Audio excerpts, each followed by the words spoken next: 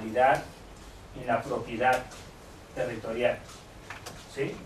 En primer lugar está en el centro el crecimiento urbano irregular, que de por sí genera toda una problemática socioeconómica por la inexistencia de títulos de propiedad, ¿sí? Que le permitan a las personas transar con sus bienes inmuebles en el mercado y por lo tanto generar riqueza.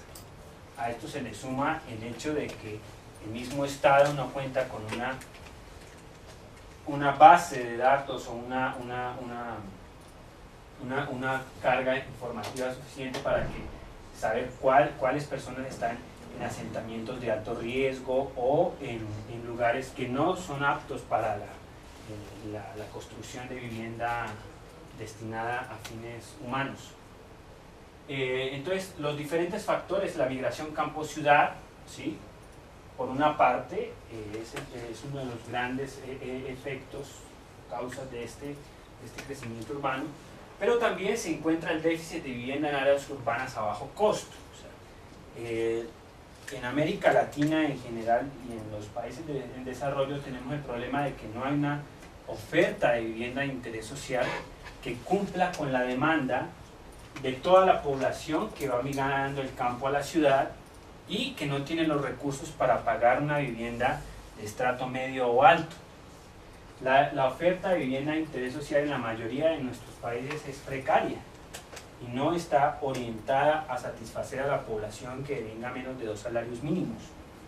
Entonces, ese déficit de vivienda hace que la población se asiente en cualquier lugar de la periferia sin ningún tipo de control. Luego también, por otro lado, está la excesiva normatividad para la construcción de vivienda, ¿no?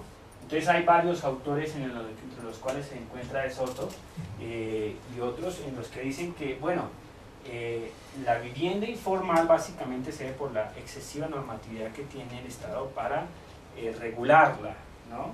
Y entonces, dada esa excesiva normatividad, las personas prefieren optar por asentarse irregularmente, de tal suerte que no tienen al final un título de propiedad con el cual transar en sus mercados, y es muy difícil para hacerlo.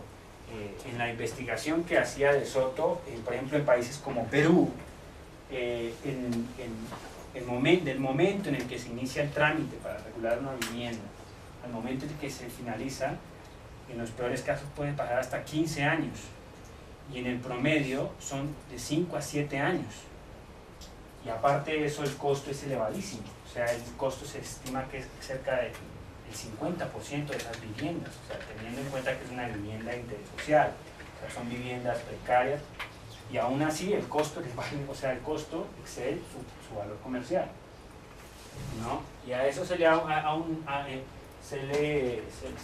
añade la escasa planificación territorial de tener una ciudad planificada. Bueno, entonces esto nos lleva a otro de los temas que se trataban en la sesión, que era el de la pobreza urbana.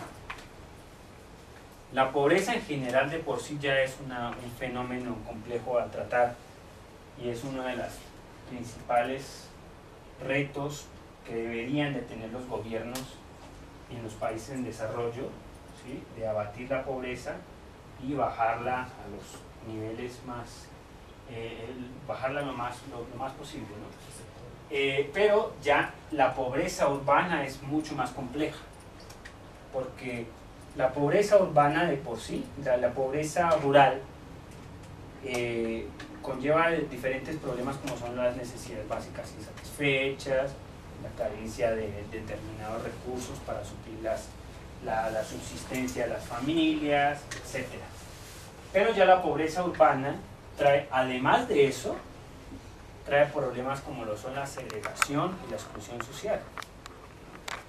Entonces, al añadirle al hecho de ser pobre, ser excluido, ser segregado en una sociedad, pues el individuo se encuentra totalmente marginalizado del resto de la población.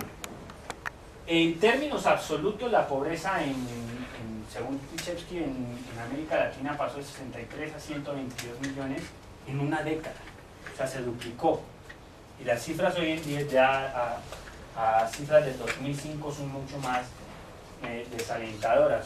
Aún hay como un 40% de la población en América Latina que se encuentra en situación de pobreza. Luego de las metas propuestas del milenio, ¿no? Estaba en otro de los textos, ningún país de América Latina siquiera se acerca a tratar de cumplirlas.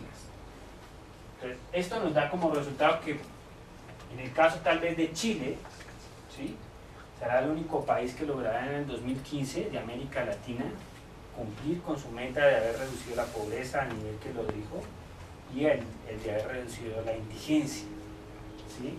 En ese caso está a menos del 30% la pobreza y del menos del 10% la indigencia. El resto pues están un poco lejos de conseguirlo, ¿no? Esto trae también consigo el bajo crecimiento y la diversificación productiva como algunos de los elementos centrales, ¿sí?, que se añaden a una escasa generación de nuevos empleos, que son algunas de las causas de dicha situación. Y una reducción en la capacidad adquisitiva, dado un decrecimiento en los salarios reales de la población.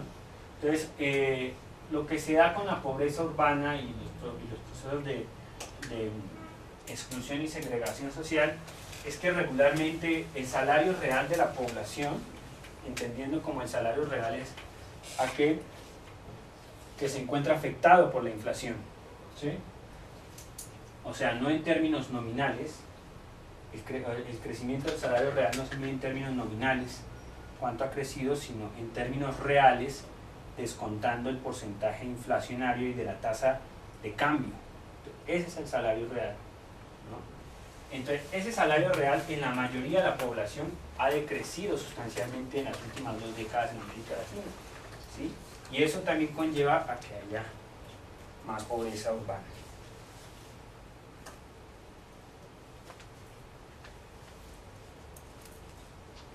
Entonces, bueno, esto como ustedes veían ahí, sobre todo en la lectura de Kasman, que el crecimiento urbano se convierte en el reto del desarrollo, ¿sí? O sea, cómo frenar o controlar de manera planificada el asentamiento de las diferentes poblaciones en áreas urbanas, ¿sí? Porque lo que hemos vivido en América, lo que estamos viviendo en América Latina, es que hay un gran crecimiento de barrios no regulados.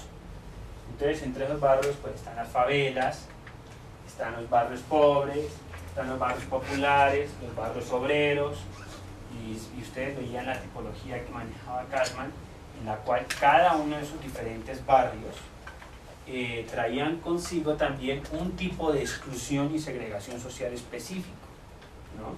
Entonces, de acuerdo, por ejemplo, al origen étnico, tiene un nivel de segregación diferente a si es un barrio de tipo obrero, o si es un barrio que fue formado por la migración, o si es un barrio que fue formado por guetos poblacionales.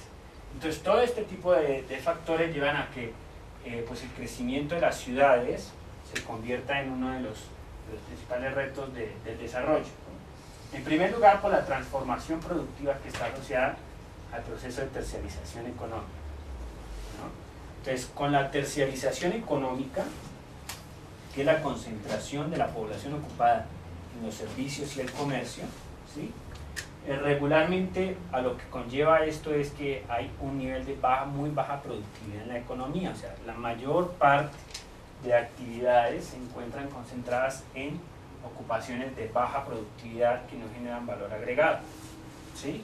Entonces hay que dar una transformación productiva para que vuelva la industria manufacturera o inclusive el sector terciario a ocupaciones o rubros de alta productividad. Bueno, la otra es la ampliación de servicios e infraestructura en el área urbana, ¿no? Entonces, como veíamos en Geografía Económica 1, una de las cosas que hace que se den nodos de